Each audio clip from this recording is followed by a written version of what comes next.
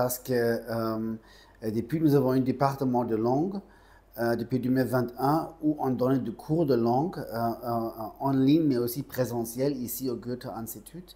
Nous avons bien sûr aussi des possibilités et des nécessités d'avoir des salles de cours qui sont grandes, qui sont propres. Et on a remarqué qu'il y a une très grande demande ici au Burkina Faso où les gens veulent apprendre allemand. C'est pour cela qu'on a aussi loué 1200 logements, un bureau là-bas, un bâtiment là-bas, parce qu'on a vraiment senti qu'il y a beaucoup de gens qui veulent apprendre allemand. Ça veut dire oui et non. Nous avons il y a une certaine relation, entendu le changement du statut et les travaux qu'on a fait, bien sûr. Mais c'est aussi une demande d'équipe qui a dit ouais, on veut changer le Goethe-Institut pour avoir un espace où les gens peuvent se rencontrer. Aujourd'hui, par exemple, on a plus de 200 personnes qui sont chaque jour ici au Goethe sur le même siège. Qui vient ici de l'université Kizerbo, qui profitait de Wi-Fi gratuit, qui profitait de l'infrastructure de Goethe-Institut. On a installé une bibliothèque, par exemple. Ça, c'est aussi un changement qui vient avec le statut, mais aussi une demande des gens qui apprennent allemand à demander est-ce qu'on ne peut pas avoir une bibliothèque. Et on a toujours écouté sur le feedback de gens qui viennent ici au Goethe. Et c'est pour cela qu'on a décidé de créer une bibliothèque avec aujourd'hui presque 1000 œuvres, 1000 livres qui sont ici et une online avec une salle de littérature où les gens peuvent venir et profiter dans un environnement calme et tranquille où ils peuvent travailler sur des livres, étudier et sur des projets.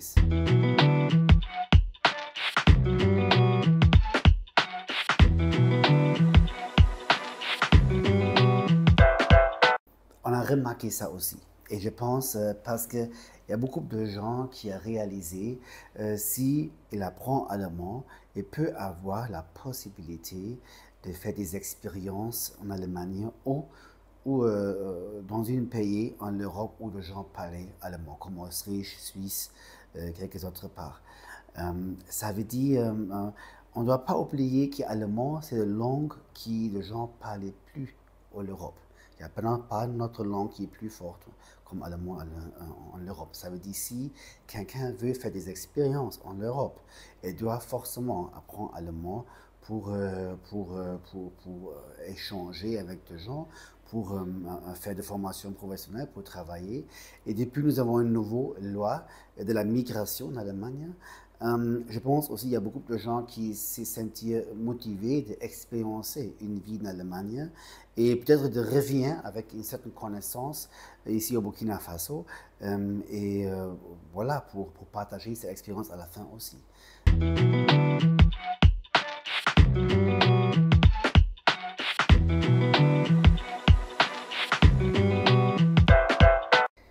Tout d'abord, le premier objectif est de donner des informations nécessaires de migrer légal en Allemagne. Il y a beaucoup de gens qui, depuis que je suis en Afrique, gens qui me demandaient comment je peux aller en Allemagne, comment je peux travailler là-bas, comment je peux faire une formation là-bas. Et on peut dire qu'il n'y a pas beaucoup d'informations qui étaient disponibles pour des gens pour accéder facilement à cette information, pour avoir facilement une idée de qu'est-ce qu'on peut faire. À la même moment, nous avons beaucoup de gens qui apprennent allemand sur le contexte scolaire, au lycée, etc. Et le Goethe est toujours actif là-bas. On a formé des enseignants sur l'établissement scolaire, on donne des bourses pour aller en Allemagne ou pour faire ici des cours de langue, encore pour améliorer l'apprentissage d'allemand. Mais à la même moment, on n'a pas donné vraiment des informations nécessaires. Comment je peux envoyer mon fils en Allemagne pour étudier, pour travailler, pour faire une formation professionnelle. Et c'est quoi une formation professionnelle? Et c'est pour cela que le Goethe, globalement, a initié un projet qui s'appelle Vivre et travailler en Allemagne. C'est financé de l'Union européenne. Et dans ce projet, dans le contexte global, au Vietnam, au Brésil, au Cameroun, au Burkina Faso, au Mali, nous informer les gens comment ils peuvent migrer légalement en Allemagne et c'est quoi la réalité en Allemagne. Il y a aussi beaucoup de gens qui pensent en Allemagne, tu arrives à l'aéroport, il y a de l'argent qui sort dans le ciel. Sur ce projet, on travaille aussi sur cette mythos et on a invité des Burkinabés qui sont déjà en Allemagne pour parler de leur expérience, comment ça a commencé pour eux en Allemagne. Et je pense que c'est une bout qui est très très important et un projet qui est très nécessaire. Et on a remarqué qu'il y a des structures qui viennent d'Allemagne. Cette année, c'est deux structures, c'est les Fleischmann et Emmons, qui sont venus et qui ont demandé dans quel measurement de jeunes burkinabés veut migrer et travailler en Allemagne. Et on a fait plus de 30 personnes qui vont partir, qui sont déjà parties en Allemagne pour commencer un nouveau vivre là-bas. Et je crois fortement, si on veut éliminer la migration illégale, si on veut arrêter que les gens traversent le Sahara et le Méditerranée, si on veut arrêter ça, on doit carrément informer et donner des possibilités aussi pour les gens qui veulent migrer, pour migrer légalement.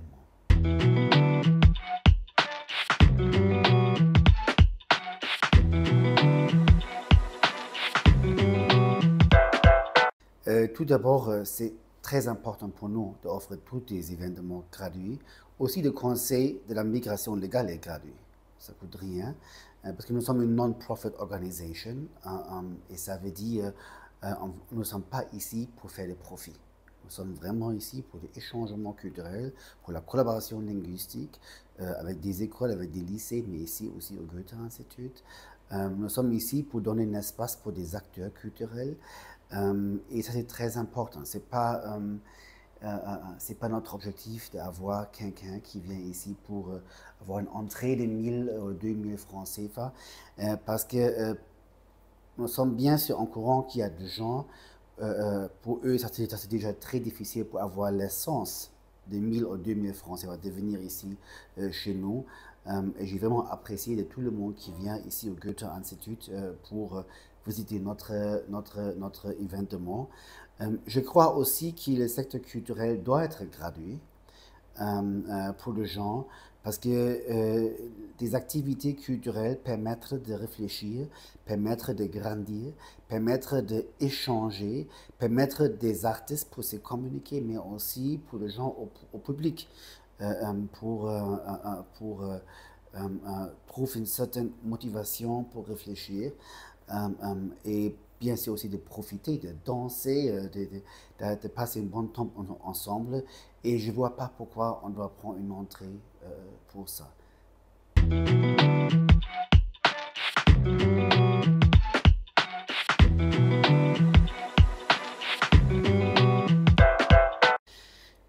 Bon, j'ai remarqué que c'est vrai, on fait beaucoup d'événements et nous sommes aujourd'hui, le Goethe-Institut aujourd'hui est carrément actif dans chaque secteur de culture. Littérature, du slam, du conte, de danse, de théâtre, de musique. Il n'y a aucun secteur où nous ne sommes pas actifs et nous sommes toujours actifs avec une partenaire locaux, très important. Et je pense, ça c'est déjà un bilan qui je trouve très très positif parce que je me rappelais très très bien 2021, nous n'avons pas à avoir cette situation où nous avons vraiment touché fortement chaque secteur culturel. Et ça c'est vraiment différent. Et numéro 2, c'est le contexte de quantité. On a aujourd'hui plus de presque 20 000 personnes qui sont venues en 2023 pour des événements de Goethe-Institut, globalement, l'intérieur et l'extérieur de l'Institut. Ça, c'est carrément beaucoup. Et plus quand on a vu ça en 2021. Quand je suis arrivé, on a avoir par année 3000 personnes qui sont venues ici au Goethe-Institut. Ça veut dire ça, c'est vraiment une très grande différence. C'est le contexte quantité, c'est vraiment beaucoup de monde. C'est le contexte qualité, nous sommes vraiment avec chaque événement, nous sommes vraiment dans chaque domaine de culture active. Nous avons des partenaires locaux avec notre travail parce qu'on veut vraiment assurer que nous sommes vraiment proches de la demande de Burkinabé. Ça ne fait vraiment rien si on invitait quelqu'un d'Allemagne pour prester ici, si ça, c'est pas vraiment de choses qui de Burkinabé intéressent. Et c'est pour cela, c'est très important pour nous de travailler avec des acteurs locaux pour développer ensemble des projets.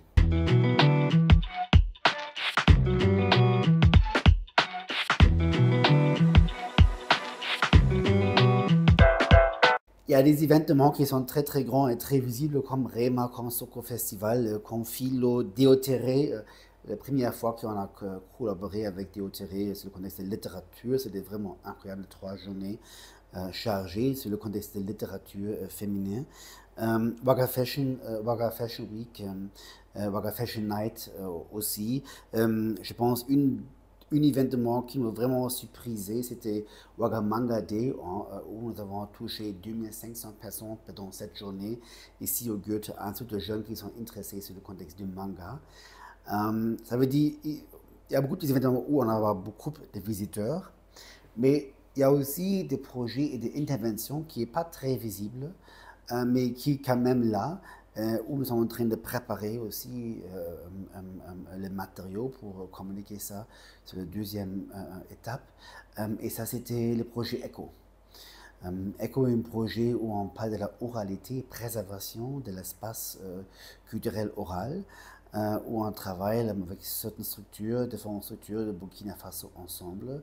Et nous sommes vraiment sur le terrain de plus de 6 régions ici au Burkina Faso où on fait beaucoup des activités sur le contexte de oralité, de contes, du slam, etc. Et là-bas, on touche aussi beaucoup de monde, mais ce n'est pas vraiment visible ici à Ouagadougou, mais sur le terrain, bien sûr. Mais nous avons aussi des partenariats qu'on a depuis longtemps avec littérature, de soirées d'islam, qu'on a continué cette année. Et bien sûr, on va travailler l'ensemble de 2024 encore. L'espace Gambéli, si vous le connaissez, ce n'est pas l'arbre. Nous avons de nouveaux initiatives comme Sepwakat, une soirée de littérature où des acteurs culturels de littérature se trouvent ici au Goethe ensuite pour discuter et où des acteurs culturels ont une plateforme pour présenter leurs œuvres. Ça ne veut pas dire que cette plateforme n'existe pas dans notre contexte ici au Burkina, mais c'est encore très proche à l'université, très proche dans un contexte intellectuel où des gens viennent ici pour échanger et des acteurs culturels à une plateforme pour se présenter. Et avec ça, par exemple, nous avons aussi travaillé encore sur la galerie, sur les expositions d'art plastique. On a collaboré cette année la première fois avec le WECRE, c'était vraiment un très très grand succès. Et les acteurs de art plastique ont besoin d'une plateforme où ils peuvent s'exprimer. Il y a beaucoup des acteurs de art plastique ici au Burkina Faso qui sont très très forts et très très bons. J'aime beaucoup. On a décidé en 2021 de créer une galerie pour donner à chaque artiste la possibilité de s'exprimer. Et cette année, je pense qu'on va avoir presque 8 personnes qui sont exposées chez nous aux galeries. On fait ça pas parce on fait ça pas parce qu'on veut faire de profit. Les gens qui sont exposés ici peuvent vendre leurs œuvres et on ne prend même pas une commission. C'est leur travail. Le Goethe Institut, c'est un espace pour des acteurs culturels et c'est là pour eux et pas pour faire de profit.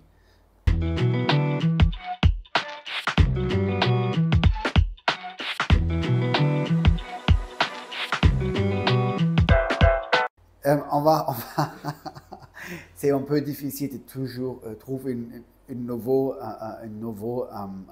record, mais je pense on a déjà prévu certaines activités où on va être actif, bien sûr avec des partenaires établis, mais aussi avec de nouveaux partenaires. En janvier, par exemple, on sera actif pour engagement féminin. On sera actif aussi sur le mois de janvier-février sur le contexte Sustainable Architecture, architecture sustainable, je pense, où on va avoir des podiums discours, des changements. On a invité une équipe de Dakar, de Sénégal, qui va venir ici pour organiser cet événement. Oui, on a déjà prévu beaucoup des activités et je pense qu'on va continuer avec la dynamique qu'on a établie ici au Burkina Faso. Si les circonstances restent comme maintenant, on va bien sûr être là avec la même force comme cette année.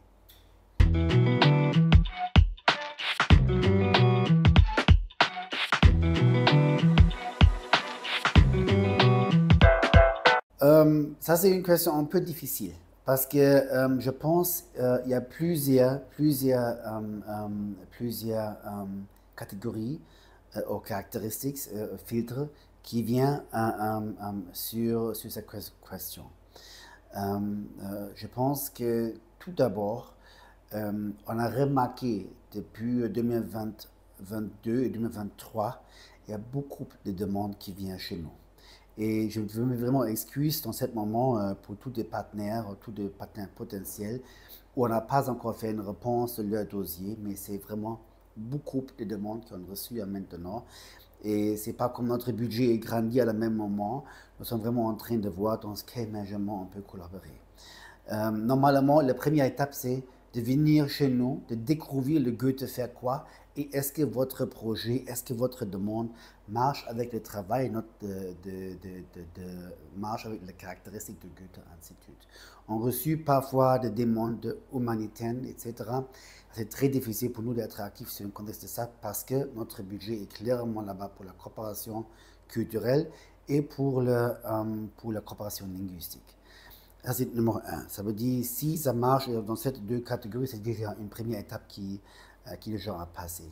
Deuxièmement, il y a beaucoup de gens qui nous disent, bon, Martin, nous n'avons pas encore une grande expérience sur le contexte de event management, pas une grande expérience comme Alif Naba avec Rema sur l'organisation d'une fête ou d'un festival. Et ça c'est pas nécessaire. Je vais vous donner un exemple avec le Wagamanga Day. On a une partenaire qui est venue ici au Goethe, des partenaires très très jeunes, qui n'avons pas encore fait de grands événements sur une structure étrangère.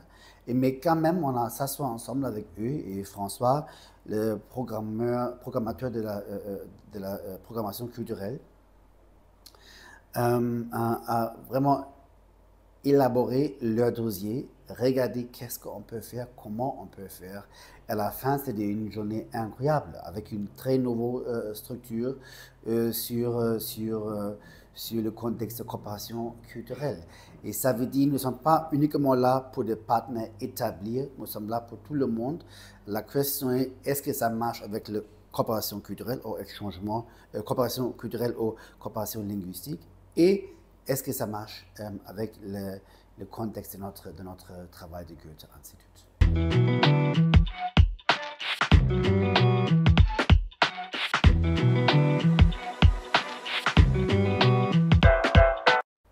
Je suis vraiment content au sage que tu me demandes cette question parce qu'on a changé un aspect 2022 et 2023.